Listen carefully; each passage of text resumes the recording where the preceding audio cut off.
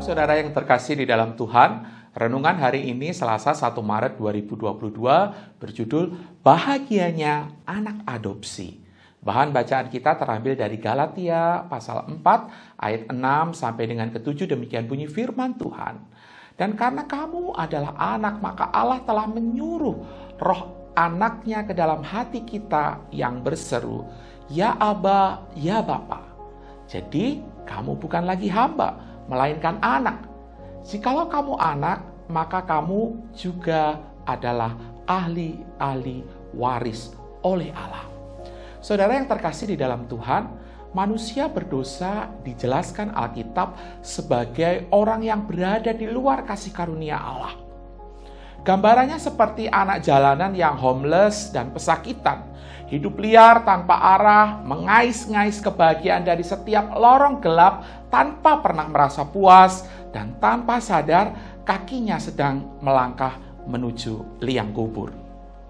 Namun ketika Allah melihat kondisi saudara, Ia berinisiatif untuk mengadopsi saudara menjadi anak-anaknya dengan cara mengutus anaknya yang tunggal, yaitu Yesus Kristus, untuk mati dan dibangkitkan bagi saudara.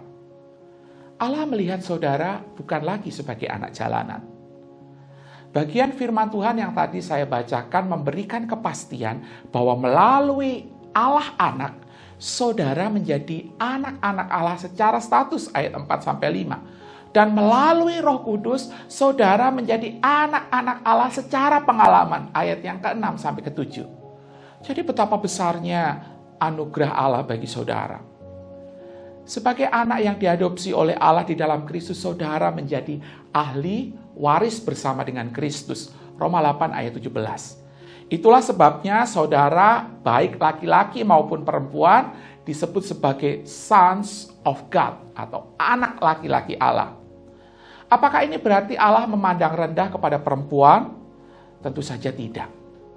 Paulus menggunakan kata sons untuk memaparkan sesuatu yang sangat revolusioner pada zamannya. Di dalam tradisi Yahudi, anak perempuan tidak menerima warisan.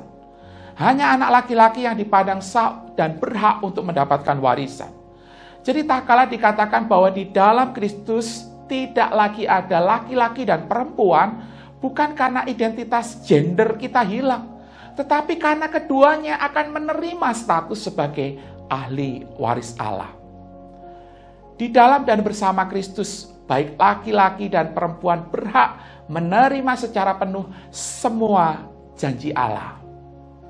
Berangkat dari kebenaran yang tadi saya sampaikan, maka tak berlebihan jikalau seorang teolog terkenal bernama J.I. Packer menuliskan bahwa intisari dari teologi Perjanjian Baru itu dengan 3 kata, yaitu adopsi melalui propisiasi atau pendamaian.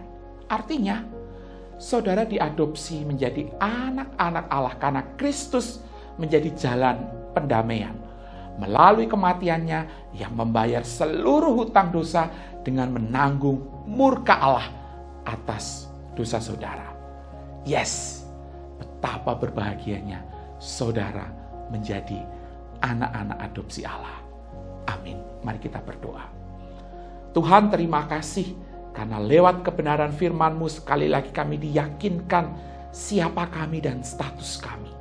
Kami adalah anak-anak yang Engkau adopsi melalui Putra-Mu Yesus Kristus yang memungkinkan semuanya itu terjadi. Terima kasih ya Tuhan untuk status, terima kasih untuk anugerah yang Engkau berikan kepada setiap kami. Jadikan kami ya Tuhan anak-anak-Mu yang senantiasa memuliakan-Mu di dalam keseluruhan hidup kami. Dalam nama Tuhan Yesus kami berdoa.